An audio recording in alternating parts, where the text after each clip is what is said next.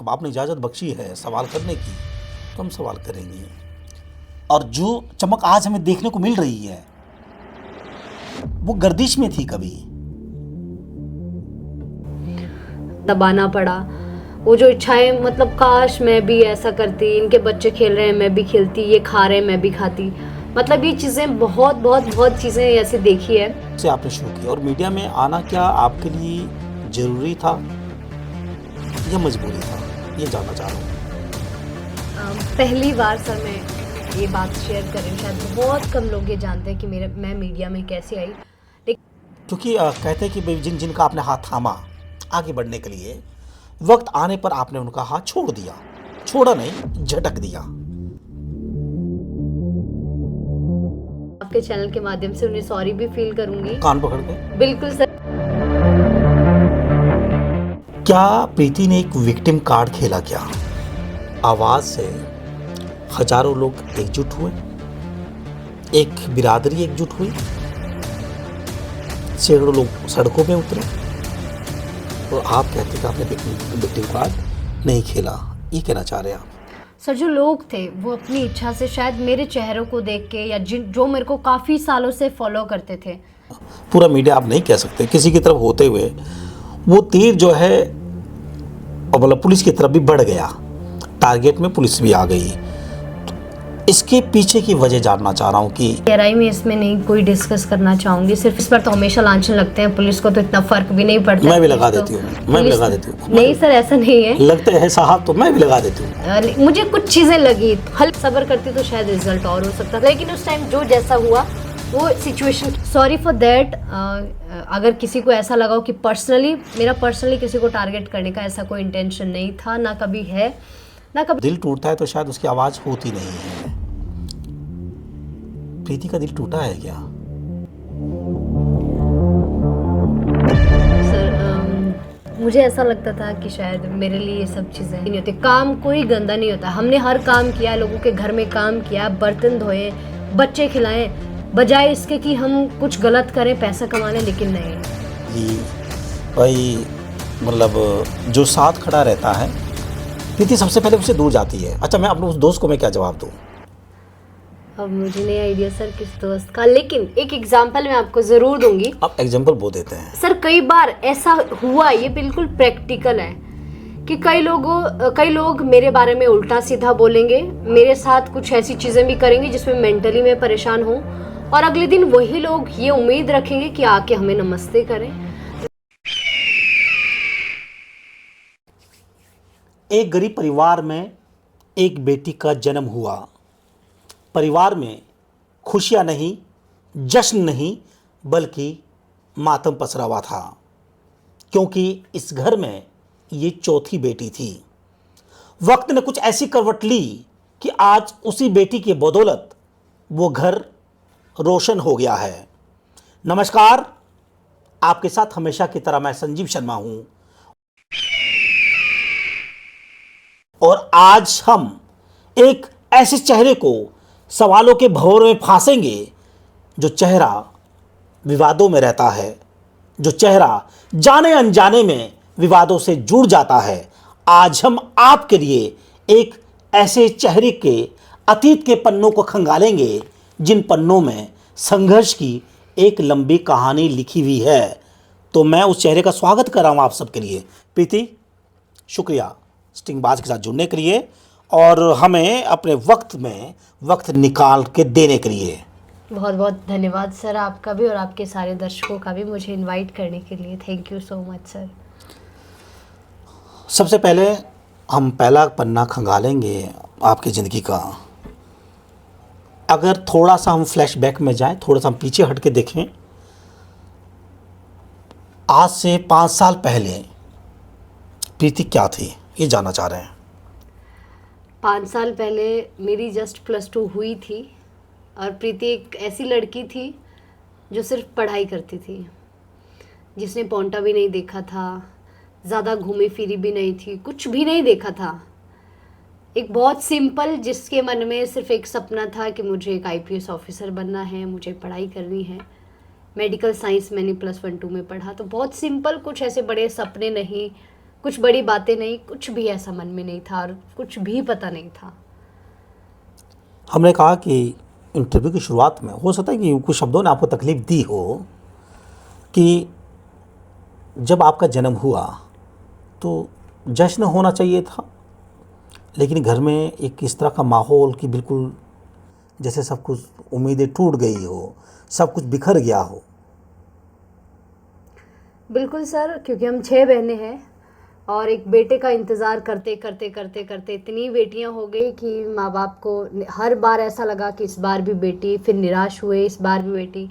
मैं चौथे नंबर की हूँ तो मैं भी बेटी के रूप में आई।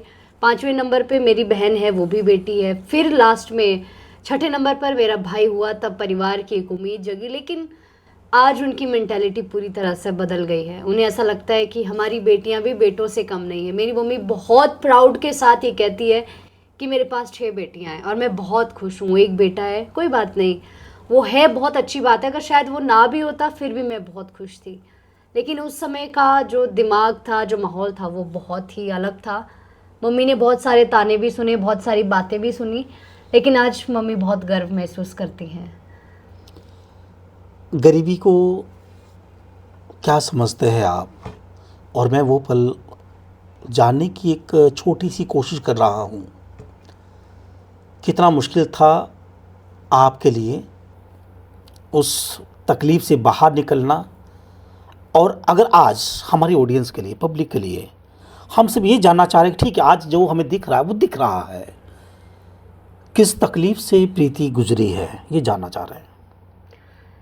स्ट्रगल तो सर, तकलीफ़ें हर एक की ज़िंदगी में होता है। जो भी दुनिया में पैदा हुआ है, जो भी आया है, कोई अमीर घर में आया है, गरीब में है, अलग अलग तरह की तकलीफ़ें ईश्वर देता है। हमारी सबसे बड़ी दिक्कत ये थी कि परिवार बहुत गरीब था और बच्चे बहुत ज़्यादा थे। कोई सोर्स ऑफ इनकम या कोई ऐसा बिजनेस कुछ भी ऐसा नहीं था। तो बहुत स्ट्रगल हमारे माँ बाप ने किया है और उसके बाद स्ट्रगल हमारा ये रहा कि हमें छोटी उम्र में ही बड़ा बनना पड़ा। मतलब छोटी उम्र से ही रिस्पॉन्सिबल बनना पड़ा, चीज़ों को समझना पड़ा। मतलब मुझे आज भी ऐसा लगता है कि हमने कभी मतलब वो बचपन नहीं देखा है कि जब हम खेलते थे खिलौने, ऐसा कभी बचपन कभी भी नहीं देखा है। तो बहुत छोटी उम्र में ही हम बड़े बन गए थे। तो ये रिस्पॉन्सिबिलिटी, ये सिचुएशंस, गरीबी आपको सिखा देती है। मतलब वक्त आपको सब कुछ सिखा देता है। तो उस समय ऐसा था कि 9th क्लास तक गांव में पढ़े। पढ़ने में बहुत अच्छी थी शुरू से ही, नो डाउट। और फिर 10th में मैं किसी और के पास बहुत ज़्यादा, मैं उनका बहुत बहुत रिगार्ड करती हूँ आज भी, जोगिंदर शर्मा उनका नाम है। उन्होंने पढ़ाया, मतलब आप यूँ कह लीजिए कि अडॉप्ट किया। उनसे हमारी कोई रिश्तेदारी या कुछ भी ऐसा नहीं था। तो उन्होंने पढ़ाया 10th के बाद कि बच्चा बहुत इंटेलिजेंट है तो मैं पढ़ाऊँगा। वो जेई हैं, तो उन्होंने पढ़ाया 10th +1 +2। +1 में साइंस भी उन्होंने ही रखवाई, गर्ल्स स्कूल से पढ़ाया। मुझे तो ये भी नहीं था पता कि पोंटा में है गर्ल्स स्कूल है या साइंस क्या होती, मतलब ज़्यादा चीज़ें नहीं पता थी। तो उन्होंने पढ़ाया, सपोर्ट किया। बाहर आई, पोंटा देखा, तब जाके पता चला कि क्या क्या चीज़ें होती है, आईपीएस ऑफिसर क्या होता है, थोड़ी बहुत चीज़ें तब पता चली। बट ये कि जब हम उनके पास रहे, नो डाउट उन्होंने अपने बच्चों की तरह रखा, लेकिन फिर भी अपने माँ बाप की तरह कोई भी नहीं रख पाता है। जब हम किसी और के घर में रहते थे तो बहुत दिक्कतें भी आती थी, बहुत परेशानियाँ आती थी। शायद कुछ तो शब्दों में मैं बयान नहीं भी कर पाऊँगी, आप मेरे चेहरे पे पढ़ सकते हैं कि वो दौर मेरे लिए, वो टाइम मेरे लिए कैसा रहा होगा। तो गरीबी या फिर बुरा वक्त आपको बहुत कुछ सिखा देता है। शायद उसी की बदौलत आज हम ही आए हैं कि हमने उस चीज़ को समझा, देखा और रुके नहीं, आगे बढ़ते गए। शायद तभी आज यहाँ आए हैं। मैं उस पल को जानना चाह रहा हूँ जब एक तरफ भूख आपको सताती है, एक तरफ आपकी ज़रूरतें आपको तड़फाती है, आपके सामने सब कुछ होता है, लेकिन चाह के भी ना तो आप उसको हाथ लगा सकते हैं, ना आप उसे छू सकते हैं। खाने की बात छोड़ दीजिए, वो दूर की बात है। कितना मुश्किल था एक प्रीति के लिए वो दौर जब आपको दूसरों की ज़रूरतें पूरी करनी पड़ रही हैं, और जो चमक आज हमें देखने को मिल रही है वो गर्दिश में थी कभी।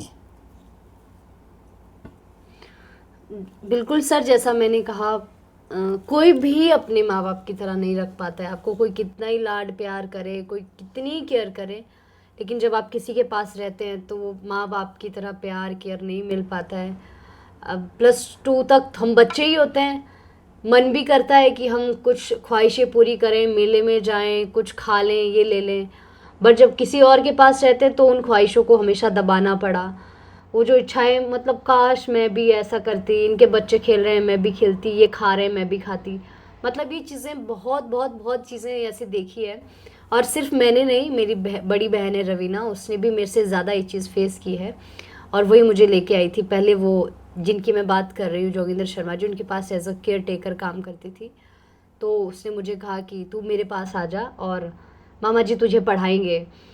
तो उसकी बदौलत मैं उनके पास आई और उन्होंने मुझे पढ़ाया। तो बहुत सारी दिक्कतें वहाँ पर आई, बहुत सारी चीज़ें देखी, बहुत सारी चीज़ें झेली। जैसे कि आपने कहा, ख्वाहिशें बहुत होती थी कि इनके बच्चे ऐसा कर रहे हैं, हम भी ऐसा करते ऐसा करते, लेकिन हमेशा उन ख्वाहिशों को दबाया सिर्फ कुछ और करने के लिए कि चलो कभी ना कभी तो शायद हम भी बड़े बनेंगे, कभी ना कभी तो हम भी कुछ करेंगे।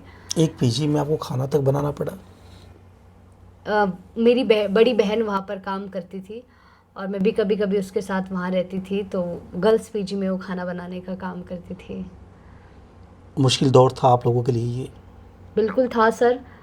बट लेकिन हमारी सबसे अच्छी बात ये रही कि हम जो 6 बहनें हैं ना, हमारा जो आपस का बॉन्ड था ना, वो इतना स्ट्रॉन्ग है आज भी, टचवुड, कि एक दूसरे को हमने हमेशा हिम्मत दी, हमेशा हिम्मत दी। और कभी ये नहीं कहा कि मतलब या ये गलत कर लेते हैं या कुछ ऐसा कर लेते हैं। हर चीज़ की कमी देखी, लेकिन कभी गलत ट्रैक पे ये नहीं सोचा कि जल्दी पैसा कमाने के चक्कर में ऐसा कर लेते हैं वैसा कर लेते हैं। एक दूसरे की ढाल बने, हमेशा समझाया, सपोर्ट किया। कहीं मैंने अपनी बहन को, कहीं उसने मुझे सपोर्ट किया। तो सबसे बड़ी ताकत मुझे लगता है, चलो मम्मी को हम आधे से ज़्यादा चीज़ें नहीं भी बताते थे, लेकिन सिस्टर्स का आपस में बहुत ज़्यादा सपोर्ट और बहुत ज़्यादा स्ट्रगल रहा है और बहुत अच्छा बॉन्ड रहा है हमेशा से ही। चलिए मीडिया के सफ़र की बात करें। जी। अच्छा प्रीति, मीडिया में जो आपकी एंट्री है वो क्या थ्रू पैराशूट हुई, या फिर ये जो सफ़र है ना, जर्नी ऑफ जर्नलिज्म, जी। ये खुद से आपने शुरू किया? और मीडिया में आना क्या आपके लिए ज़रूरी था या मजबूरी था, ये जानना चाह रहा हूँ। पहली बार सर मैं ये बात शेयर कर रही हूँ, शायद बहुत कम लोग ये जानते हैं कि मैं मीडिया में कैसे आई। लेकिन एक बात मैं जो हमेशा हर प्लेटफॉर्म पर कहती हूँ, मैं आज भी कहना चाहती हूँ कि किसी ने मेरी बुलंदी देखी है लेकिन पाँव के छाले नहीं देखे। सबको लगता है कि आज यहाँ है, वाओ कितने मज़े, कितना अच्छा है, लेकिन ऐसा नहीं होता है। सबके संघर्ष के पीछे, सफलता के पीछे कुछ कहानी होती है। हमारा भी ऐसा ही है। और जैसा आपने पूछा कि कोई मजबूरी थी, ज़रूरी था, मैं सच बताऊं तो गर्ल्स स्कूल में मैं पढ़ी हूँ +1-2 में। गर्ल्स स्कूल के बिल्कुल बराबर में रेस्ट हाउस है। मुझे कभी ज़िंदगी में उसका भी पता नहीं था कि रेस्ट हाउस क्या होता है या यहाँ रेस्ट हाउस भी है। मेरा घर से गर्ल्स स्कूल और गर्ल्स स्कूल से घर, सिर्फ यही मेरा सफ़र था। मुझे इसके अलावा कुछ भी पोंटा का पता नहीं था। और +2 के बाद जैसे ही +2 कंप्लीट हुई तो मन था कि ग्रेजुएशन करेंगे, क्योंकि मैं मेडिकल स्टूडेंट हूँ, साइंस से पढ़ी हूँ।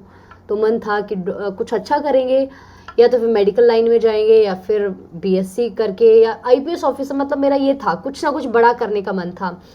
लेकिन जैसे ही +2 पास की तो देखा कि शायद संभावना नहीं है कि रेगुलर कॉलेज जाएं। अब परिवार रहता है गांव में, पोंटा में रहूँगी किसके पास, कौन इतना खर्चा चलाएगा।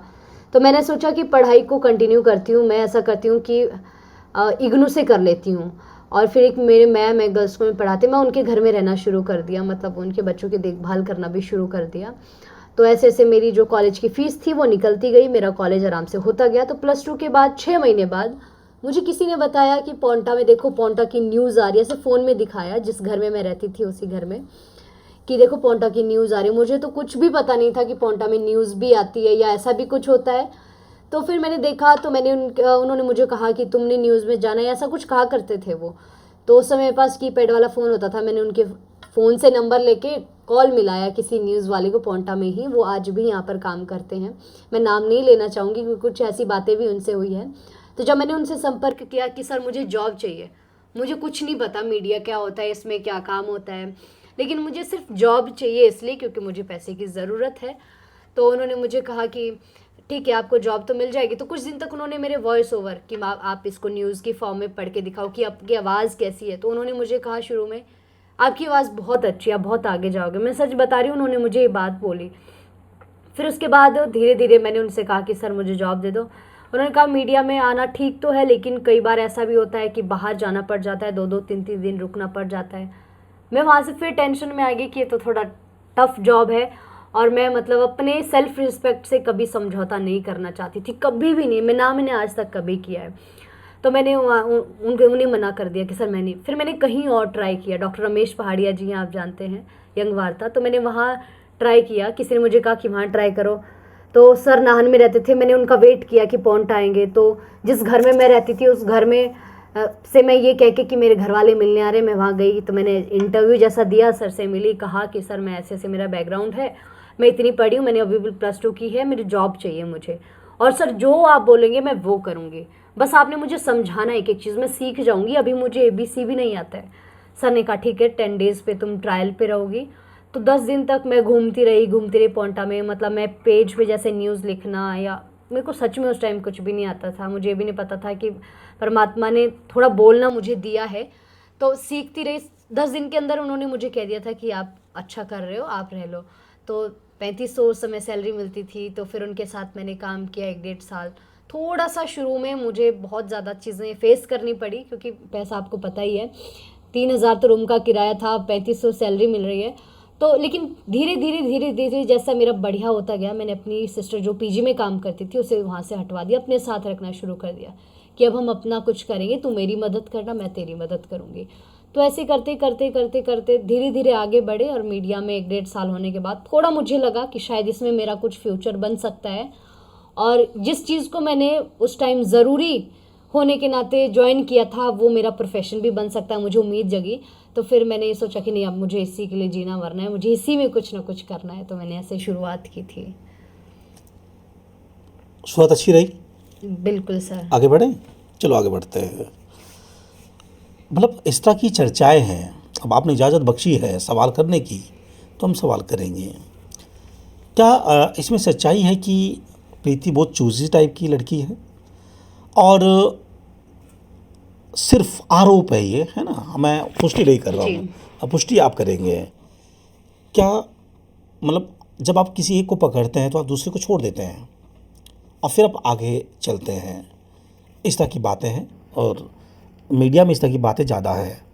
आज प्रीति सामने है, खुले मन से, खुले दिल से बताइएगा कि, क्योंकि कहते हैं कि जिन जिनका आपने हाथ थामा आगे बढ़ने के लिए, वक्त आने पर आपने उनका हाथ छोड़ दिया, छोड़ा नहीं, झटक दिया। जवाब क्या है प्रीति? सर मैं एक चीज़ बहुत बहुत क्लियरली बताऊं कि मैं किसी भी चीज़ को बहुत ज़्यादा गहराई में नहीं सोचती हूँ कि यार मैंने ऐसा कर दिया, इसने ऐसे बोल दिया, या फिर अगर मैं कॉल नहीं करूँगी तो वो कैसे सोचेंगे। मतलब मैं चीज़ों को बहुत लाइटली लेती हूँ, बहुत पॉजिटिवली लेती हूँ। मुझे नहीं पता होता कि सामने वाला शायद इसे बहुत गहराई से ले लेगा। मैं ये सोचती हूँ कि मान लो कि किसी इंसान ने मेरा बहुत साथ दिया है और मेरा उनसे बहुत संपर्क नहीं रहा, तो इसका मतलब ये नहीं है कि वो इंसान मेरे दिल से चला गया। मेरे दिल में हमेशा रिस्पेक्ट, रिगार्ड रहता है। लेकिन सामने वाले को कई बार ऐसा लगता है कि शायद इसने यूज़ एंड थ्रो कर दिया, हमने इसका साथ दिया, अब ये हमें भूल गई या छोड़ दिया। लेकिन सच बता रही हूँ, दिल से मेरा ऐसा किसी से कोई भी मतभेद या किसी से कोई ऐसा नहीं रहता है कि मैं अपना काम निकालूं फिर उसे रहने दूं, ऐसा बिल्कुल भी नहीं है। बट फिर भी अगर कुछ लोगों को ऐसा लगता होगा तो मैं आपके चैनल के माध्यम से उन्हें सॉरी भी फील करूंगी, कान पकड़ के। बिल्कुल सर, कान पकड़ के, कि अगर ऐसा लगता है कि आपको कि आप कभी आपने मेरा साथ दिया और शायद मैं आपको इग्नोर करती हूँ या फिर मैं साथ खड़ी नहीं हूँ, तो सच में दिल से मेरा ऐसा कोई इंटेंशनली मैं ये नहीं करती हूँ। शायद मेरा नेचर ही ऐसा है कि मैं ये सोचती हूँ कोई बात नहीं, मतलब ज़रूरी बात, डेली बात करना भी ज़रूरी नहीं है, शायद डेली कॉल करना भी ज़रूरी नहीं, मैं ये सोचती हूँ। बट दिल में और दिमाग में हमेशा रिगार्ड रहता है उन लोगों लोग के लिए। लोग कहते हैं, मैं नहीं कह रहा, लोग कहते हैं कि जो लोग प्रीति को मीडिया में लेके आए, जिन्होंने प्रीति के हाथ में कलम थमाई, या जिन्होंने प्रीति को मीडिया का क ख ग सिखाया, है ना, और प्रीति ने वो ट्रैक जो है वो उनके लिए बंद कर दिया, या वो प्रीति ने उन रास्तों को छोड़ दिया, है ना, सवाल ही है, बुनियादी सवाल ही है। जी, लेकिन सर ऐसा नहीं है, मतलब ऐसा बिल्कुल भी नहीं है कि मैंने रास्तों को बंद कर दिया, कुछ भी। मेरे मन में आज भी उन लोगों के लिए बहुत ज़्यादा मतलब रिस्पेक्ट है, बहुत ग्रेटिट्यूड है, क्यों शुरू में मुझे बहुत लोगों ने साथ दिया, ऐसा भी नहीं है, अगर वो साथ ना देते शायद मैं यहाँ ना होती। लेकिन एक बात मैं आप भी मानते होंगे कि जब भी कोई इंसान आगे बढ़ता है अल्टीमेटली वो होता अकेला ही है। कोई किस हद तक साथ दे सकता है, करना आपको अकेले ही पड़ता है, परेशानी आपको अकेले ही झेलनी पड़ती है, कोई अच्छाई में साथ दे। 3-4 साल में कितने संस्थान बदल दिए आपने। सर इसका एक बहुत बड़ा रीज़न मैं आपको बताऊं, बहुत लोग मतलब अफवाहें फैलती है कि बदलती रहती है चैनल। मैं आपको इसका सबसे बड़ा कारण बताऊं कि एक तो जब से हम पोंटा में आए हैं धीरे धीरे मैंने अपने आप को हल्का हल्का सा सुधारा है। मुझे पहले 5 साल पहले की अगर मैं वीडियो देखूंगी तो मुझे ऐसा लगता है मैं क्या थी। मैं अपनी पुरानी वीडियोस देख के, पिछले कल की वीडियोस देख के अपने आप को सुधारती, तो मुझे ऐसा लगता है जिस हिसाब से मैं काम कर रही हूँ मुझे उस हिसाब से पैसा भी मिलना चाहिए। और मेरी सबसे बड़ी दिक्कत चैनल में ये आती थी कि कोई यहाँ पे छोटे चैनल्स हैं, उस हिसाब का बड़ा ग्रुप नहीं है जो इतना अफोर्ड कर सके, 15-20 हज़ार सैलरी दे सके, तो कम सैलरी देते थे। लेकिन अगर मुझे अच्छा ऑफ़र आता था तो मैं वो ज्वाइन कर लेती थी, क्योंकि यहाँ पर मेरी ज़रूरतें भी है, मेरा परिवार भी है, मेरे ऊपर रिस्पॉन्सिबिलिटी भी है, और सबसे बड़ी बात यह कि मेरे पास मीडिया के अलावा कोई दूसरा इनकम सोर्स नहीं है कि मैं फ्री सेवा कर सकूं। पैसे दूसरी जगह से तो आ ही रहे हैं, तो मैं ऐसा कर सकती थी अगर मेरे पास कोई और इनकम सोर्स होता। लेकिन मेरे पास एक ही सोर्स होता था, लेकिन वहाँ से भी पैसे कम आते थे या नहीं आते थे, तो मेरी मजबूरी बन जाता था कि मैं चेंज करूँ। लेकिन लोगों के माइंड में रहता था ये बदलती रहती है, लेकिन मैंने कभी मुड़ के जवाब नहीं दिया है। इसका सबसे बड़ा कारण यही है कि मतलब जितना मैं मेहनत करती थी, जितना काम करती थी, शायद उस हिसाब से पैसे नहीं मिलते थे जितने मैं डिज़र्व करती थी, और मुझे लगता है कि मेरी मेहनत का मुझे मिलना चाहिए, तो इसलिए मुझे चेंज करना पड़ जाता था, मेरी मजबूरी थी। अब आपको पता है रूम रेंट भी देना है, आपको अपने भाई को भी पढ़ाना है, आपको सब कुछ करना है, तो आपको आगे तो बढ़ना ही पड़ेगा ना। हम ये कह रहे कि आप मीडिया में आए या मीडिया में आपको लाया गया, टारगेट में कोई आ गया है ना, अचानक से फ़ोन की नोटिफिकेशन ऑन होती है, धड़ाम सी आवाज़ आती है और दिखता है कि प्रीति जो है एक बहुत बड़ी प्रेस कॉन्फ्रेंस कर रही है प्रदेश की राजधानी शिमला में। और अचानक एक जो है मतलब सियासी भूचाल कहना समझदारी नहीं है, एक भूचाल सा आ जाता है। हो सकता है कि कुछ मामलों में आप जो है टिप्पणी ना करें, है ना, कोर्ट की मर्यादा का पालन आपको भी करना पड़ेगा, हमें भी करना पड़ेगा।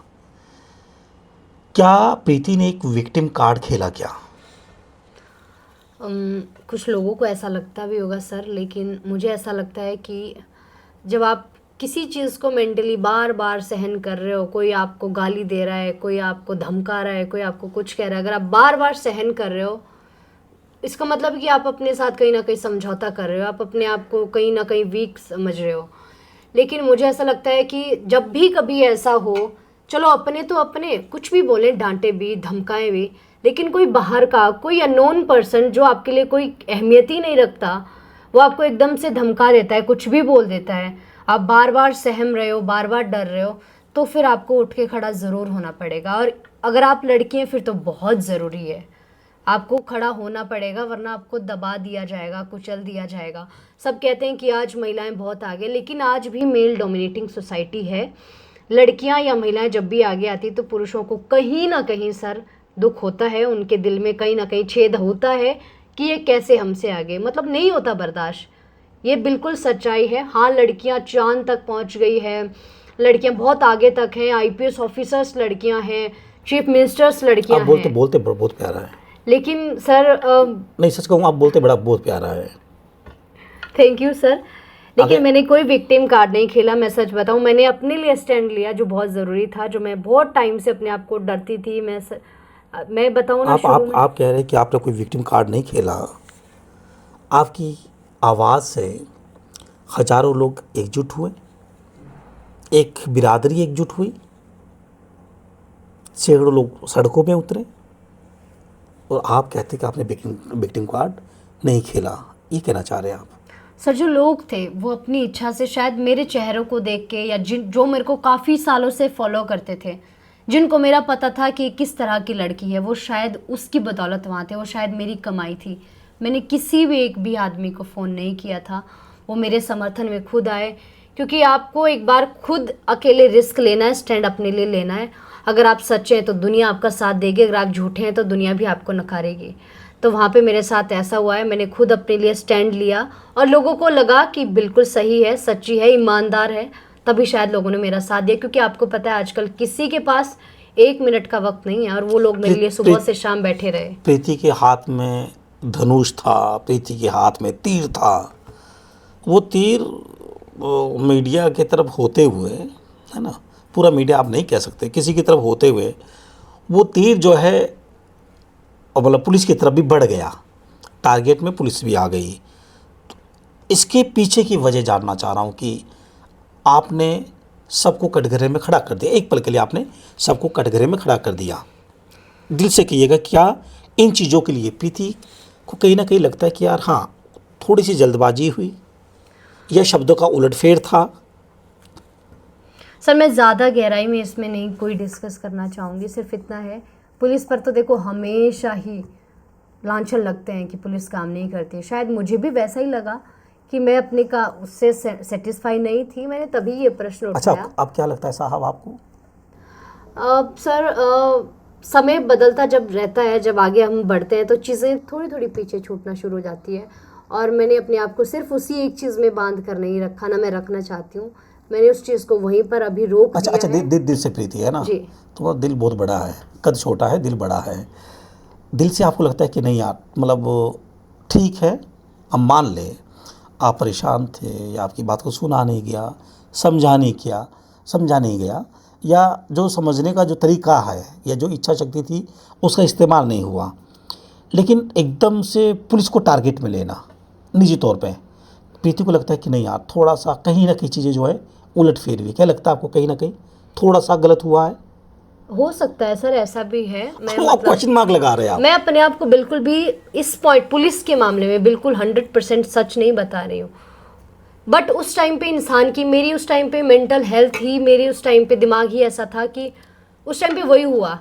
स्ट्रेस में भी हैं, आपको डर भी लग रहा है, तो जायज़ है, मुझे इसमें कोई ऐसी बड़ी बात नहीं लगती है और ना मैंने किसी जानबूझकर किसी को भी पर्सनली टारगेट करने का कोई इंटेंशन नहीं अगर था। आपकी वजह से, मतलब मैं पुलिस की बात कर रहा हूँ पर्टिकुलर, है ना, अगर किसी के दिल को या मान सम्मान को ठेस पहुँची है तो भैया, मतलब गिरी आर की और गिरी पार की प्रीति, है ना, मुस्कुरा रहे हो अब आप, है ना, लगता है कि क्षमा याचना भैया, गलती सर हो मैं गई। वो कर चुकी हूँ, वो मैंने कहा है कि अगर कोई जल्दबाजी में, और मैंने उनसे भी रिक्वेस्ट किया कि आप भी मेरी फीलिंग्स को समझें। उस टाइम पे मैं बहुत स्ट्रेस में थी, हो सकता है शायद 1-2 शब्द ऊपर नीचे हो गया है, लेकिन मुझे ऐसा लगता है फिर कि वो जायज़ था। कोई लड़की परेशान है, काम भी कर रही है, पब्लिक फिगर भी है, उसको दुनिया के सामने बोल्ड भी दिखाना है, ब्रेव भी बनना है, लेकिन पीछे ही पीछे वो बहुत लड़ रही है, परेशान है, तो उस टाइम पे शायद ऐसी गलतियां होना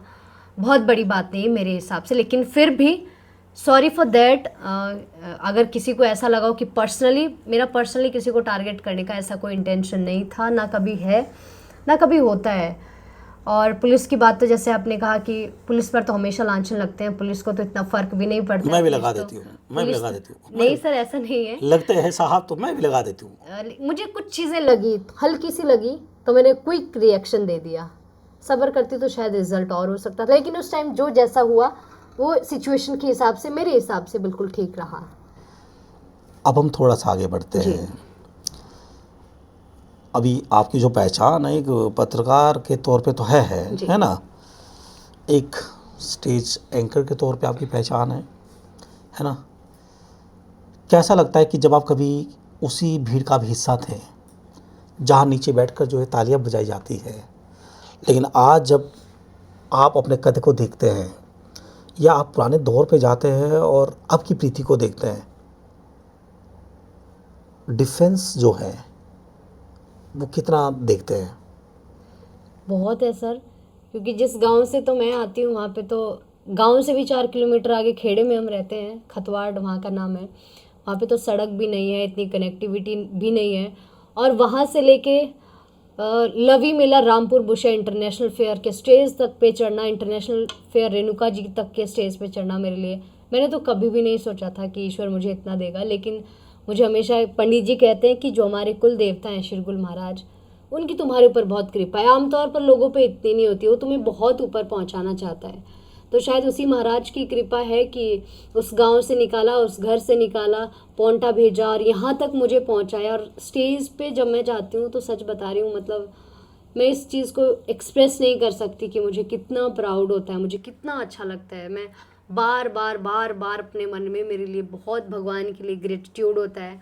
मैं बहुत थैंकफुल रहती हूँ कि मतलब बार बार मैं भगवान का थैंक्स करती हूँ। मैं अब मांगती नहीं हूँ, बस थैंकफुल हूँ मैं बहुत ज़्यादा कि इतना दिया, हर बार दे रहा है अच्छा, जो बहुत। जो जो लोग आपको अवसरवादी समझते हैं उन्हें क्या कह रहे हो? मतलब आ जाता है मेरे मन में ना, तो अचानक सवाल जैसा आ ही जाता है। जो लोग आपको अवसरवादी समझते हैं, प्रीति, उनके लिए आपका जवाब। सर हर बात का मैं जवाब नहीं देती हूँ। बहुत सारी अफवाहें, जैसे आप थोड़ा थोड़ा मशहूर होते हो तो आपके बारे में बहुत कभी ये ऐसे ये वैसे। शुरू में मैं इन चीज़ों को बहुत सीरियसली लेती थी और इतनी स्ट्रेस में रहती थी कि 4-4 दिन मैं रूम से बाहर नहीं निकल सकती थी। मैं हकीकत बता रही हूँ। और हमारे कुछ 1-2 मीडिया पार्टनर्स भी इस बात का सबूत है, जिनके पास मैं रोती थी, मैं बोलती थी नहीं सर उसने मेरे बारे में ऐसा कहा है, मैं नहीं जाऊँगी। लेकिन धीरे धीरे मैंने देखा कि यहाँ तो आरोप लगते रहते हैं, यहाँ हर दिन नई अफवाह है, यहाँ हर दिन कोई नया आपको आपके ऊपर टिप्पणी करने वाला पैदा हो जाता है। तो इसलिए एक ही तरीका है, इग्नोर देम। आप आगे बढ़ो। अगर आपने वहाँ तक पहुँचना है ना तो चीज़ों को इग्नोर करना सीखना होगा, दिल पे बड़ा पत्थर रखना होगा।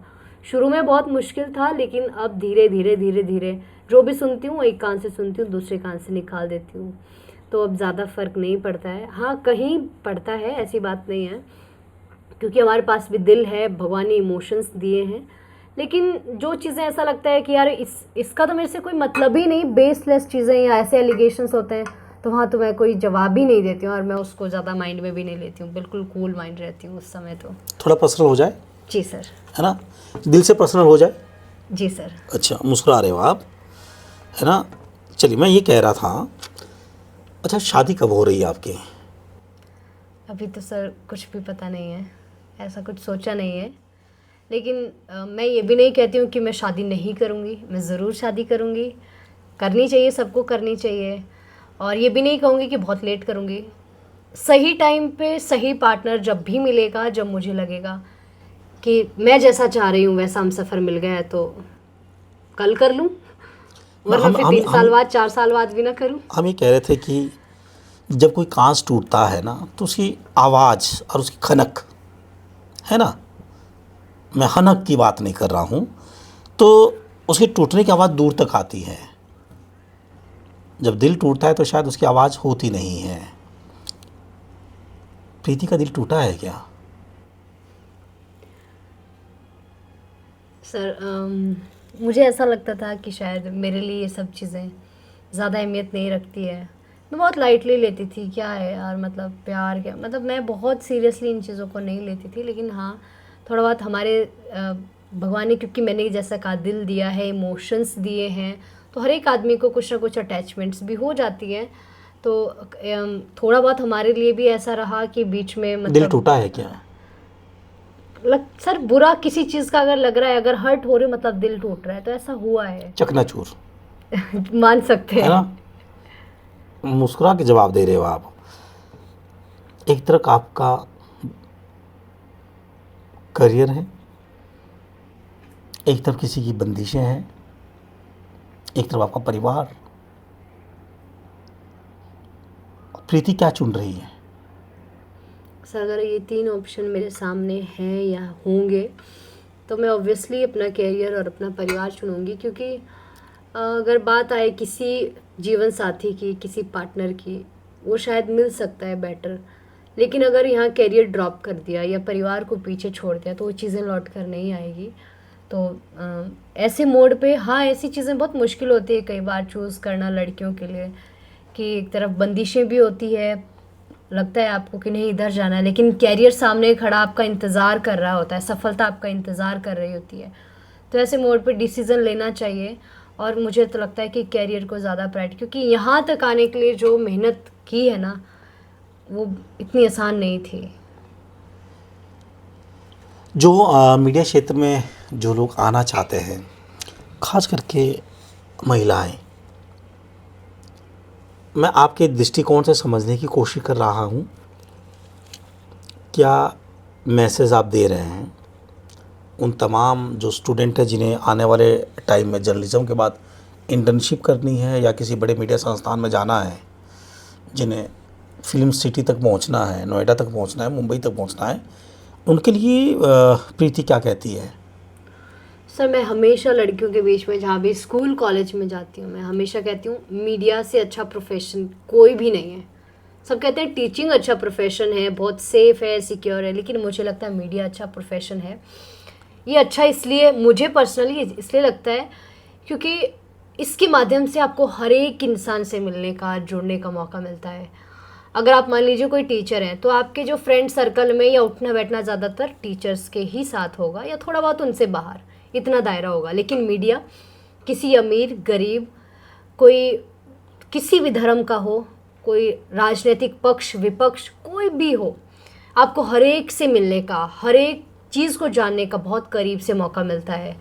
तो इसलिए मुझे बहुत अच्छा लगता है कि मैं मतलब हमने चीफ मिनिस्टर के इंटरव्यू भी किए, उनके साथ भी बैठे और गरीब से गरीब आदमी जिनके घर में एक ही बेटा है और वही बेड पे पड़ा है, ऐसी चीज़ें भी देखी है। तो मीडिया बहुत अच्छा प्रोफेशन है। लेकिन जो मीडिया को लेकर परसेप्शन है, जो लोगों की थिंकिंग है, वो बहुत बेकार है, शायद मुझे ऐसा लगता है। लोगों को लगता है कि नहीं, इसमें बाहर जाना पड़ता है, मेल्स के साथ बैठना पड़ता है और बहुत चीज़ें, लेकिन ऐसा नहीं है। मेरा ये मानना है कि प्रोफेशन कोई भी तब तक अच्छा है जब तक आप खुद अच्छे हो। अगर आप खुद गलत हो तो आपके लिए, तो चाहे आप कुछ भी हो तो आपके लिए गलत ही है ना। तो डिपेंड करता है कि आप कैसे इंसान हैं, आप कैसी लड़की हैं और आप क्या करती हैं, आप कैसे रहती हैं, सब कुछ इस पे डिपेंड करता है। प्रोफेशन कोई गंदा नहीं होता है, जगह कोई गंदी नहीं होती, काम कोई गंदा नहीं होता। हमने हर काम किया, लोगों के घर में काम किया, बर्तन धोए, बच्चे खिलाएं, बजाय इसके कि हम कुछ गलत करें पैसा कमाने। लेकिन नहीं, काम सब कुछ अच्छा है जब तक आप खुद अच्छे हो। पिछले कुछ समय से आप तनाव में हो, परेशान हो? कुछ चीज़ें हैं सर जो घर की प्रॉब्लम्स हैं। कभी भी आज तक हमने ना, मैं यहाँ पे उजागर करना चाहूँगी, कुछ प्रॉब्लम्स हैं घर में जो सालों साल पुरानी है और जिसकी वजह से हम काफ़ी स्ट्रेस में भी रहते हैं। सारे भाई बहन, हमारे मम्मी मतलब बहुत परेशान रहते हैं। हमने बहुत बार कोशिश की कि उसका कुछ समाधान किया जाए, लेकिन नहीं होता है। घर में परेशानियाँ रहती हैं। अगर आज खुशी है तो कल फिर फ़ोन आ जाता है कि ऐसा हो गया, वैसा हो गया।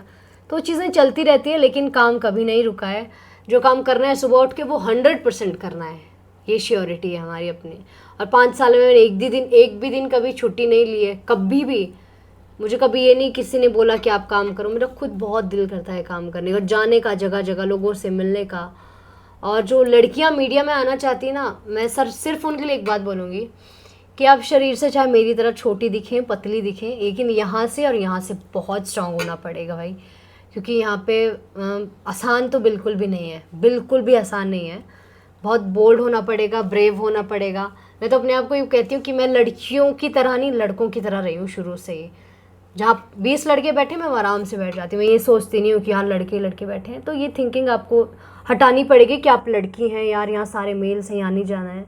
तो वो आपका ऐसा करना बर्दाश्त नहीं हो रहा है? हो सकता है,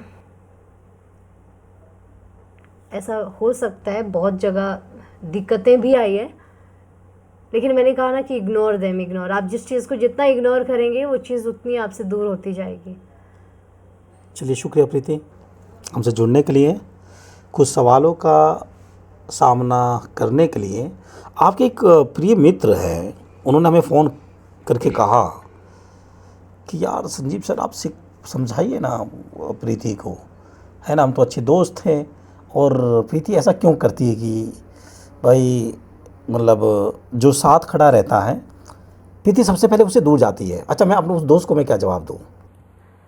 अब मुझे नहीं आइडिया सर किस दोस्त का, लेकिन एक एग्जांपल मैं आपको ज़रूर दूंगी। आप एग्जांपल वो देते हैं सर कई बार ऐसा हुआ, ये बिल्कुल प्रैक्टिकल है कि कई लोग मेरे बारे में उल्टा सीधा बोलेंगे, मेरे साथ कुछ ऐसी चीज़ें भी करेंगे जिसमें मेंटली मैं परेशान हूँ, और अगले दिन वही लोग ये उम्मीद रखेंगे कि आके हमें नमस्ते करें।